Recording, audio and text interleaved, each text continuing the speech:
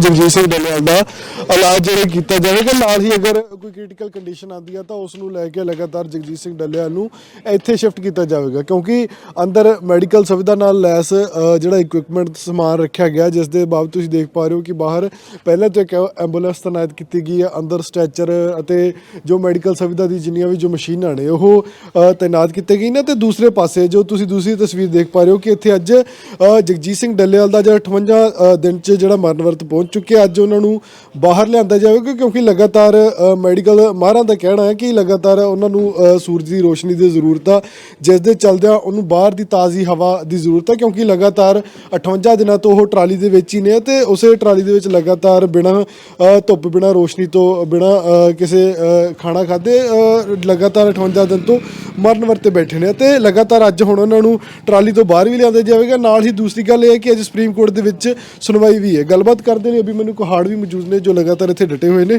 ਕੋਹਾੜ ਸਾਹਿਬ, ਅੱਜ ਡੱਲੇਵਾਲ ਸਾਹਿਬ ਨੂੰ ਇੱਕ ਤਾਂ ਬਾਹਰ ਲੈ ਕੇ ਆਉਣਾ, ਉਹਨਾਂ ਨੂੰ ਸੂਰਜ ਦੀ ਰੋਸ਼ਨੀ ਦੀ ਜ਼ਰੂਰਤ ਆ, ਬਾਕੀ ਮੈਡੀਕਲ ਟ੍ਰੀਟਮੈਂਟ ਵੀ ਦਿੱਤਾ ਜਾ ਰਿਹਾ ਹੈਗਾ, ਤੇ ਅੱਜ ਸੁਪਰੀਮ कोर्ट 'ਚ ਵੀ ਸੁਣवाई की करो। देखो, मुझे लगता है कि जिस तरीके से 18 तारीख की रात को केंद्र सरकार की तरफ से बातचीत का न्योता आया और सीनियर अधिकारी बातचीत का न्योता लेके आए, और उसके बाद सारे किसानों के और हम दोनों मोर्चों के नेताओं के दबाव में जगजीत सिंह डल्लेवाल जी ने उनका medical treatment, minimum medical aid है वो शुरू कराई गई। वो स्वयं खुश नहीं थे, सहमत नहीं थे, लेकिन हम सब लोगों ने उनको बार बार प्रेशर दे के उनको कहा कि नहीं लेना पड़ेगा ये तो अंत में उन्होंने कहा ठीक है भाई, जैसा तुम लोगों की मर्जी हो फिर अपने अनुसार कर लो। गुस्से में आके उन्होंने नाराज़ होकर कहा, तो जो स्थिति थी, परिस्थिति थी, उस अनुसार फैसला लिया गया। अब जहाँ तक बात है माननीय सुप्रीम कोर्ट की, तो माननीय सुप्रीम कोर्ट ने कई बार पहले ये कहा था कि भाई एक बार मेडिकल एड शुरू करो, बाकी बात बाद में करेंगे। तो अब वो परमात्मा ने, वाहिगुरु ने केंद्र सरकार को भी सद्बुद्धि दी, केंद्र सरकार बातचीत के लिए आ गई। उसके बाद सब लोगों ने बार बार निवेदन करके, रिक्वेस्ट करके डल्लेवाल साहब को भी वो मेडिकल एड उनका शुरू करा दिया, चाहे वो ज़बरदस्ती ही कराया हो, आप ये कह सकते हैं उस चीज़ को, लेकिन वो शुरू हो गया। तो अब माननीय सुप्रीम कोर्ट ने जो पहले कहा था कि पहले मेडिकल एड हो जाए, उसके बाद फिर आगे की बात करेंगे, तो मुझे लगता है कि अब आगे की बात करने का समय आ गया है। और माननीय सुप्रीम कोर्ट को आगे की बात तो यही करनी है कि भाई बताओ केंद्र सरकार, आप क्या करोगे इन विषयों पे, आप किस तरीके से बातचीत करोगे। अगर आप बातचीत भी करोगे तो मुझे लगता है कि माननीय सुप्रीम कोर्ट को उन चीज़ों को देखना चाहिए, भाई अपनी तरफ से जरूर कहना चाहिए। मेरा निवेदन है, हम कोई आदेश नहीं दे सकते माननीय सुप्रीम कोर्ट को, लेकिन हम उनके निवेदन तो विनम्रतापूर्वक कर ही सकते हैं। तो माननीय सुप्रीम कोर्ट से ਜਾਣਕਾਰੀ ਇਹ ਮੇਰੀ ਸੀ ਕਿ 8-9 ਘੰਟਿਆਂ ਤੋਂ ਡੱਲੇਵਾਲ ਸਾਹਿਬ ने कोई मेडिकल ट्रीटमेंट नहीं लिता, की कारण है?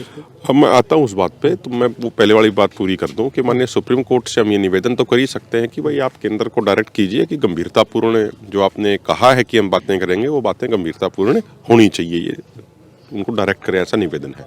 दूसरी बात है, जो लगातार पहले यहाँ पे सीनियर डॉक्टर रहते थे, कल कोई एक जो उनको लगानी थी, एक बोतल ड्रिप के माध्यम से जो जानी थी, वो बताया गया कि वो 1 घंटे के अंदर जानी होती है। पहले वो बहुत स्लो रखी गई, उसके बाद फिर वो अचानक से वो ज़्यादा तेज़ कर दी गई, तेज़ की गई तो डल्लेवाल साहब को थोड़ा पेन होने लग गया। तो जब उन्होंने उनको कहा, मौजूदा डॉक्टर जो थे, कि भाई इस तरीके से प्रॉब्लम हो रही है, तो वो स्थिति को ठीक से हैंडल नहीं कर पाए, और कुछ सिरिंज जो थी ड्रिप वाली, वो बदलते समय भी डल्लेवाल साहब को ब्लड आ गया बाहर।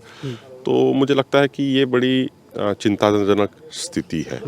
और पहले तो लगातार सीनियर डॉक्टर रहते थे, अब कल उनमें कोई सीनियर डॉक्टर नहीं था या क्या नहीं था, ये तो मुझे लगता है कि प्रशासन को बताना चाहिए। बाकी जो अभी डल्लेवाल साहब सो रहे हैं, अभी ये कल रात की घटना है, तो जो भी पूरी चीज़ आएगी, काका सिंह कोटड़ा और हम सारे साथी डिस्कस करके आपको पूरी बात रखेंगे।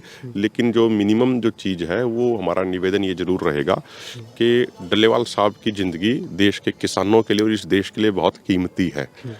अगर कहीं से 0.01% भी अगर किसी की लापरवाही होगी, चाहे वो हमारी तरफ से कोई हो जाए या कोई प्रशासन की तरफ से इस स्थिति में हो जाए, तो फिर ये मान लो कि आने वाला समय, भविष्य, समाज और परमात्मा वाहेगुरु फिर उनको माफ़ नहीं करेगा जो इस तरीके की लापरवाही करेंगे। तो हमारा निवेदन है, जो सीरियसनेस पिछले 2-3 दिनों में प्रशासन ने दिखाई कि भाई ये सुपर स्पेशलिस्ट डॉक्टर आ गया, ये डॉक्टर आ गया, वो डॉक्टर आ गया, अब उस चीज़ में वो ढिलाई ना बरतें, क्योंकि एक एक पल उनकी ज़िंदगी का बड़ा कीमती है। ਕੀਮਤੀ ਤੇ 14 ਫਰਵਰੀ ਦਾ ਹੁਣ ਸਮਾਂ ਰੱਖਿਆ ਮੀਟਿੰਗ ਦਾ। ਡੱਲੇਵਾਲ ਸਾਹਿਬ ਤਿਆਰ ਹੋ ਰਹੇ ਨੇ ਉਸ ਮੀਟਿੰਗ ਵਾਸਤੇ, ਕਿਉਂਕਿ ਉਹਨਾਂ ਦਾ ਜਾਣਾ ਬੜਾ ਅਹਿਮ ਰਹਿ ਜੂਗਾ ਉਸ ਮੀਟਿੰਗ ਦੇ ਵਿੱਚ।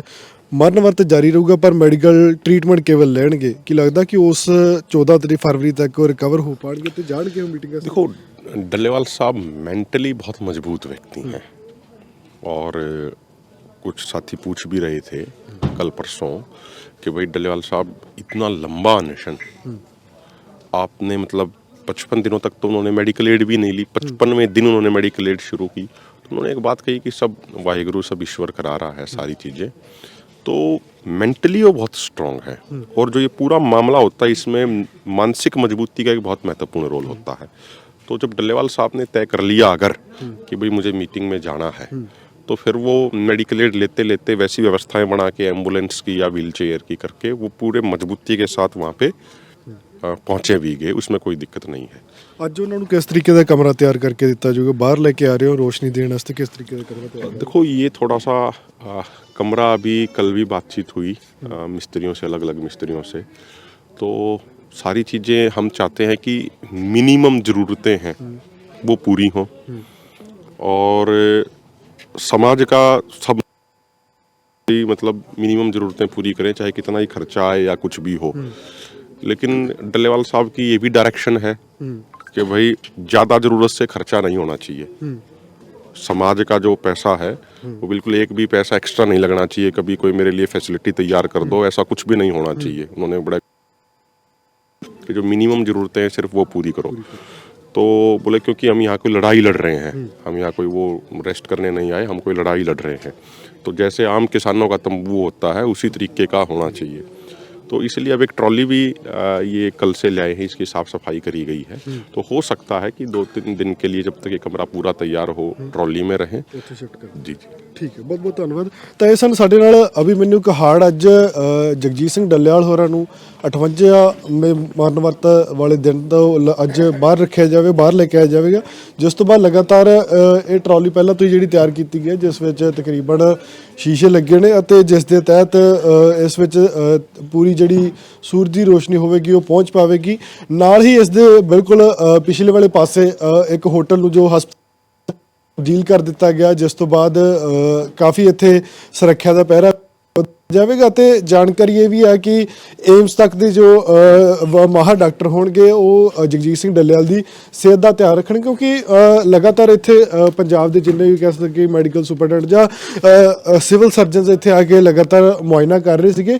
ਕੱਲ ਇਸ ਕਮਰੇ ਨੂੰ ਪੂਰਾ ਜਿਹੜਾ ਹਸਪਤਾਲ ਜਿਹੜਾ ਬਣਾਇਆ ਗਿਆ ਉਸ ਨੂੰ ਲਗਾਤਾਰ ਪੂਰਾ ਤਿਆਰ ਕਰ ਦਿੱਤਾ ਗਿਆ, ਅਤੇ ਐਂਬੂਲੈਂਸ ਦੇ ਵਿੱਚ ਪਹਿਲਾਂ ਤੋਂ ਸੁਵਿਧਾ ਰੱਖੀ ਗਈ ਹੈ ਤਾਂ ਜੋ ਕੋਈ ਹੋਰ ਵੀ ਕੋਈ ਵਿਅਕਤੀ ਅਗਰ ਜ਼ਖਮੀ ਹੁੰਦਾ ਤਾਂ ਉਸ ਨੂੰ ਇੱਥੇ ਲਿਆਇਆ ਜਾ ਸਕੇ, ਅਤੇ ਜਿਸ ਤੋਂ ਬਾਅਦ ਉਸ ਦਾ ਇਲਾਜ ਪ੍ਰੋਪਰ ਕੀਤਾ ਜਾ ਸਕੇ। ਦੂਸਰੇ ਪਾਸੇ ਤੁਹਾਨੂੰ ਅੰਦਰ ਦੀ ਤਸਵੀਰ ਦਿਖਾ ਦਿੰਦੇ ਹਾਂ, ਜਿੱਥੇ ਕਿ ਤਕਰੀਬਨ ਪੂਰੀ ਇਹ ਮੈਡੀਕਲ ਸੁਵਿਧਾ ਦੇਣ ਦੇ ਲਈ ਤਕਰੀਬਨ ਅੰਦਰ ਤਿਆਰ ਕਰ ਦਿੱਤਾ ਗਿਆ ਇਸ ਕਮਰੇ ਨੂੰ। ਅੰਦਰਲੇ ਪਾਸੇ ਤੁਸੀਂ ਕਮਰੇ ਨੂੰ ਪ੍ਰੋਪਰ ਕਿਹੜਾ ਲੋਕ ਕੀਤਾ ਗਿਆ ਤਾਂ ਜੋ ਕੋਈ ਵੀ ਅੰਦਰ ਕੋਈ ਬਾਹਰਲਾ ਕੋਈ ਵਿਅਕਤੀ ਨਾ